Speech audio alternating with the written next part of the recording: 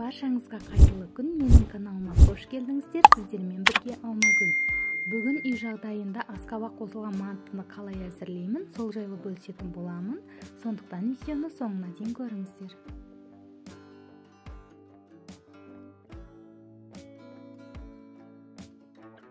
Ең алдымен қамырын илеп аламыз. Ол үшін ұнға бір жұмыртқаны қосып, тұзды суды шетінен қойып, орташа жұмсақтықта қамыр илейміз.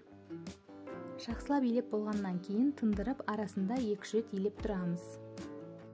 Енді салмасын дайындау үшін асқабақ, пияз, ет қажет. Барлығын аршып, жақсылап тазалап аламыз.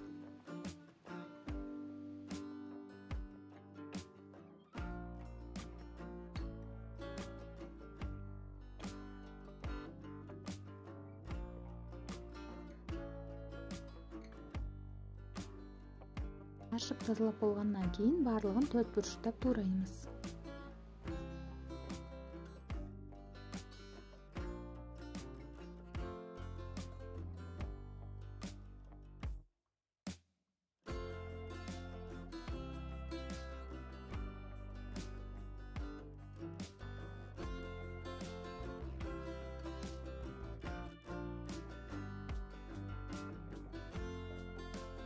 Барлығын турап болғаннан кейін дәміне қарай тұз, қара бұрыш, сұйық май қосып араластырамыз.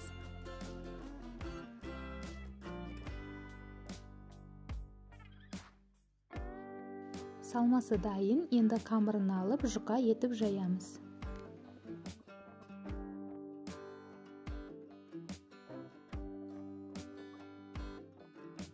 Жайып болғаннан кейін қамырын видеода көрсетілгендей 4 бұрыштап кесіп шығамыз.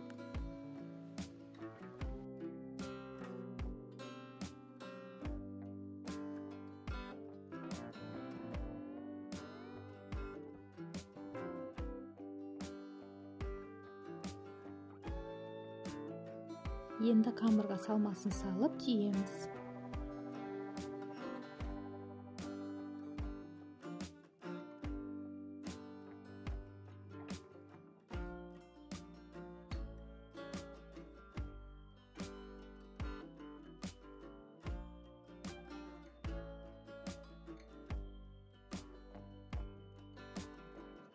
Барлығын жасап болғаннан кейін қасқанды жақсылап майлап 45 минут пісіріп аламыз.